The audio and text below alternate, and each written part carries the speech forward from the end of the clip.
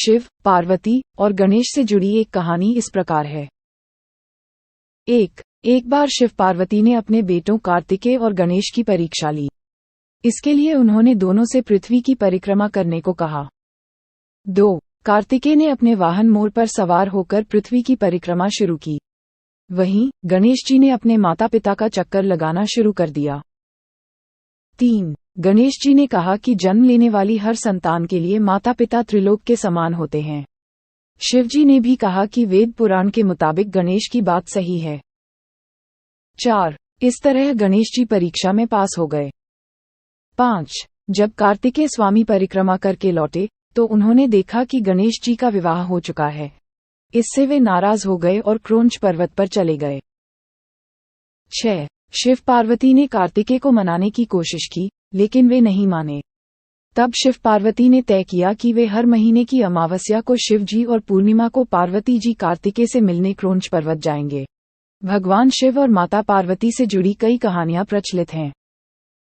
1. माता पार्वती ने भगवान शिव को पाने के लिए 108 जन्मों तक कठोर तपस्या की थी। देवताओं ने शिव जी से प्रार्थना की कि वे पार्वती जी की मनोकामना पूरी करें। इसके बाद शिव जी ने सप्तर्षियों को पार्वती जी की परीक्षा लेने के लिए भेजा। सप्तर्षियों ने शिव जी के कई अवगुण बताए और पार्वती जी से विवाह न करने की सलाह दी। लेकिन पार्वती जी अपने निर्णय से टस से मस नहीं हुई। इसके बाद भगवान शिव ने खुद पार्वती जी की परीक्षा ली। 2. शिव पार्वती के विवाह की कहानी। शिव जी की शादी में सभी देवता और असुर शामिल हुए थे। यहाँ तक कि जानवर, कीड़े मकोड़े, भूत पिशाच और विक्षिप्त लोग भी उनके विवाह में शामिल हुए थे। 3. शिव ने पार्वती को ब्रह्म ज्ञान देने के लिए कथा सुनाई थी।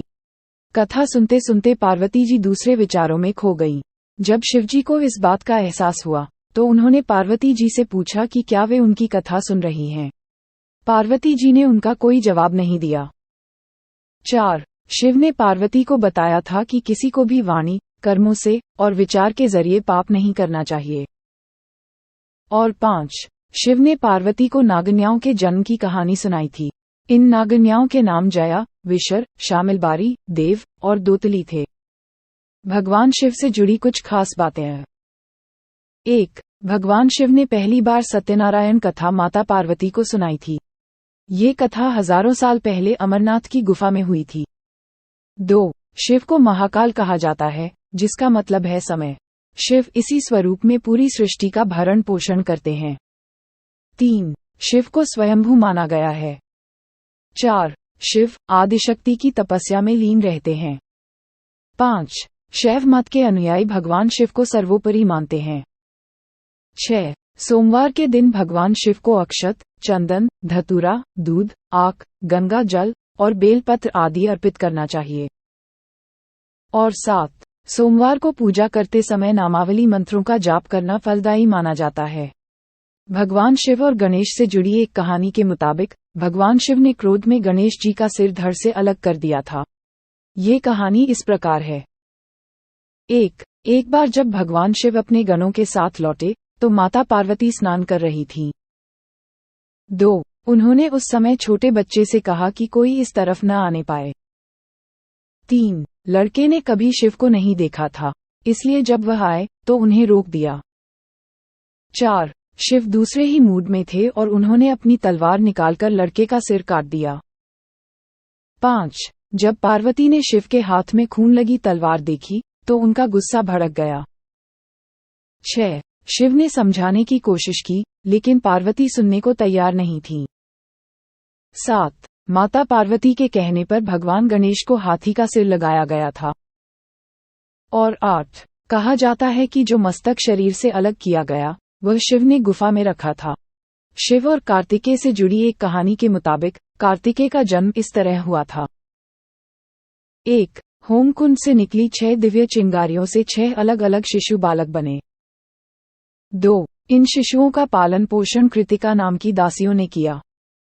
3. कृतिकाएं अप्सराएं या गैर इंसानी प्राणी थीं। 4. कृतिकाओं ने 3.5 महीने तक शिव के बीज को अपने गर्भ में धारण किया। 5. बाद में कृतिकाओं को लगा कि यह बीज उनके लिए बहुत गर्म है, इसलिए उन्होंने इन बच्चों को अपने गर्भ से बाहर निकाल दिया। 6. बाद में माता पार्वती ने इन सभी बच्चों को एक में मिला दिया, जिससे 6 सिर वाले कार्तिकेय का जन्म हुआ। और 7 कृतिकाओं के द्वारा लालन पालन होने के कारण इस बालक का नाम कार्तिकेय पड़ गया। कार्तिकेय को स्कंद भी कहा जाता है। वे शिव के बड़े पुत्र हैं और उनका वाहन मयूर है। दक्षिण भारत में कार्तिकेय की पूजा काफी होती है। शिव और एक भक्त की एक कहानी इस प्रकार है। 1. मैसूर से करीब 16 किलोमीटर दूर नंजनगुड के पास एक शिव भक्त रहता था जिसका नाम मल्ला था। 2. मल्ला किसी धार्मिक परंपरा से जुड़ा नहीं था और उसे पूजा ध्यान के नियम नहीं पता थे। 3. बचपन से ही आंखें बंद करने पर उसे सिर्फ शिव दिखते थे। 4. मल्ला जंगल में बड़ा था और उसने कोई खास कारोबार या कला नहीं सीखी थी। 5. किसी को रोक लेना और उससे जरूरत की सभी चीजें छीन लेना उसे गलत नहीं लगता था। 6. मल्ला यही करता था और एक लुटेरे के रूप में प्रसिद्ध हो गया। 7. 2 योगी भाई वहां आए और उन्होंने मल्ला को देखा। और 8. उन्होंने मल्ला से कहा, आपकी भक्ति महान है, लेकिन आप जो कर रहे हैं उससे लोगों को तकलीफ होती है। शिव और एक भक्त की एक कहानी इस प्रकार है।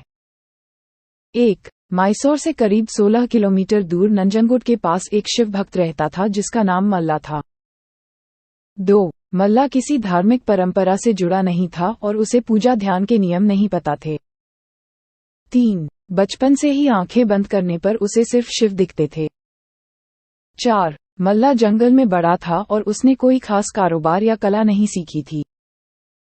5. किसी को रोक लेना और उससे जरूरत की सभी चीजें छीन लेना उसे गलत नहीं लगता था। 6. मल्ला यही करता था और एक लुटेरे के रूप में प्रसिद्ध हो गया। 7. 2 योगी भाई वहां आए और उन्होंने मल्ला को देखा। और 8. उन्होंने मल्ला से कहा, आपकी भक्ति महान है, लेकिन आप जो कर रहे हैं उससे लोगों को तकलीफ होती है। भगवान शिव और एक बालक से जुड़ी एक कहानी इस प्रकार है। 1. जब भगवान शिव तपस्या कर रहे थे तब देवी पार्वती ने उनकी आंखें ढक दी। इससे पूरी दुनिया में अंधेरा छा गया। 2. दुनिया को बचाने के लिए शिव ने अपनी तीसरी आंख खोली, जिससे रोशनी हो गई। लेकिन इस आंख की गर्मी से पार्वती को पसीना आ गया। 3. इस पसीने की बूंदों से एक बालक पैदा हुआ। इस बालक का मुंह बहुत बड़ा और भयानक था। और 4. जब पार्वती ने इस बालक को देखा तो उन्होंने शिव से उसकी उत्पत्ति के बारे में पूछा। शिव और लक्ष्मी से जुड़ी कुछ बातें हैं। 1. लक्ष्मी गृहस्थों की देवी हैं और विष्णु के पालक होने के कारण सृष्टि का संचालन करती हैं। 2. लक्ष्मी को ब्रह्मांड की ऊर्जा माना जाता है। 3. लक्ष्मी को रिश्ते और परिवार पसंद हैं और जहां ये दोनों नहीं होते वहां लक्ष्मी भी नहीं होती। 4. लक्ष्मी को कई नामों से जाना जाता है, जैसे कि भार्गवी, श्री, विष्णुप्रिया, सिंधुसुता, महालक्ष्मी, रुक्मिणी, सीता, अष्टलक्ष्मी, नारायणी, भगवती, माधवी, वैष्णवी, वाराही, नरसिंही, अंबाबाई, करवीरपुर वासिनी, जगत जननी और चंद्र सहोदरी। 5. मान्यता है कि लक्ष्मी का जन्मदिन अश्विनी महीने के शुक्ल पक्ष की पूर्णिमा को मनाया जाता है। 6. लक्ष्मी के पुनर्जन्म के बारे में कहा जाता है कि समुद्र मंथन के समय उनका पुनर्जन्म हुआ था और इसके बाद वे वैकुंठ लोक में रहने लगी। और 7. भगवान विष्णु के श्री राम और श्री कृष्ण अवतार के समय लक्ष्मी ने देवी सीता और देवी राधा का अवतार लिया था। भगवान शिव और नागराज वासुकी के बीच का संबंध वैदिक धर्मग्रंथों में बताया गया है। इस संबंध से जुड़ी कुछ खास बातें। 1. समुद्र मंथन के दौरान नागराज वासुकी ने रस्सी का काम किया था। घर्षण के दौरान वासुकी लहूलुहान हो गए थे। 2. भगवान शिव ने वासुकी की भक्ति से प्रसन्न होकर उन्हें अपने गले में धारण करने का वरदान दिया था। 3. वासुकी को सभी नागों का राजा कहा जाता है। 4. कहा जाता है कि वासुकी सबसे जहरीला सांप था। 5. भगवान शिव के गले में लिपटा सांप आभूषण की तरह दिखता है। 6. कहा जाता है कि हिमालय में नागवंश के लोग रहते थे और भगवान शिव से इन्हें बहुत लगाव था। 7. भगवान शिव को प्राणिमात्र का परम हितैषी माना जाता है। और 8. भगवान शिव के बारे में कहा जाता है कि वे अपने हर कामों से अलग हैं। भगवान शिव और मां काली की कहानी इस प्रकार है। 1. मां काली, भगवती दुर्गा का काला और डरावना रूप है। मां काली ने राक्षसों का वध करने के लिए विकराल रूप धारण किया था। 2. एक बार रक्तबीज नाम के दानव ने तीनों लोकों में आतंक मचा दिया था। उसने देवताओं को युद्ध के लिए ललकारा था। रक्तबीज के शरीर से खून की एक भी बूंद जमीन पर गिरने पर सैकड़ों दानव पैदा हो जाते थे। 3. देवताओं ने मां काली की शरण में जाकर मदद मांगी। मां काली ने राक्षसों का वध करना शुरू कर दिया, लेकिन रक्तबीज का खून जमीन पर गिरने से और भी दानव पैदा हो रहे थे। 4. इस परेशानी को दूर करने के लिए मां काली ने अपनी जीभ का विस्तार किया और खून को अपनी जीभ पर गिरने ल दिया। 5. मां काली का क्रोध इतना बढ़ गया था कि उन्हें शांत करना किसी के बस की बात नहीं थी।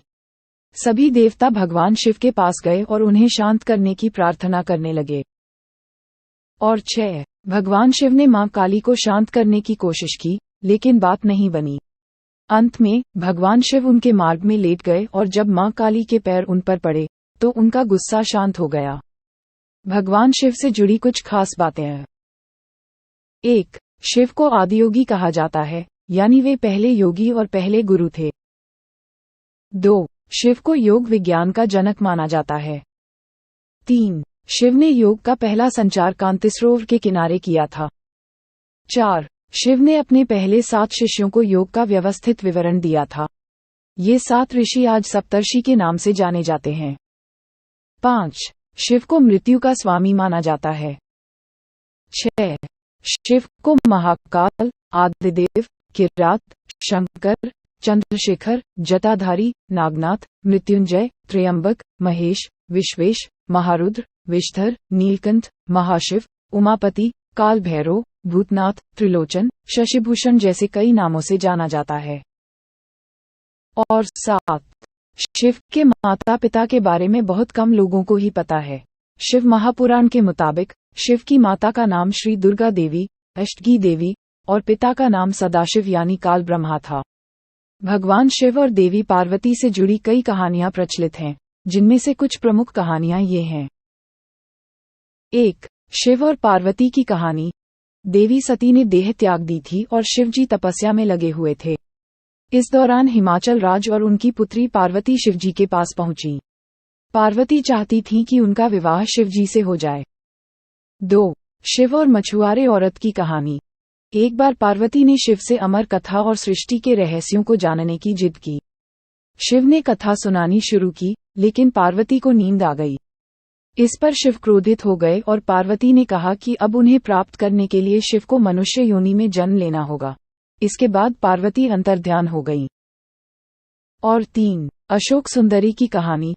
पद्म पुराण के मुताबिक अशोक सुंदरी भगवान शिव और माता पार्वती की पुत्री थी। माता पार्वती अपने अकेलेपन से छुटकारा पाने के लिए कल्पवृक्ष से एक पुत्री मांगी थी और उसी वृक्ष से अशोक सुंदरी की उत्पत्ति हुई थी। भगवान शिव और माता सती की कहानी इस प्रकार है। 1. सती प्रजापति दक्ष की पुत्री थीं।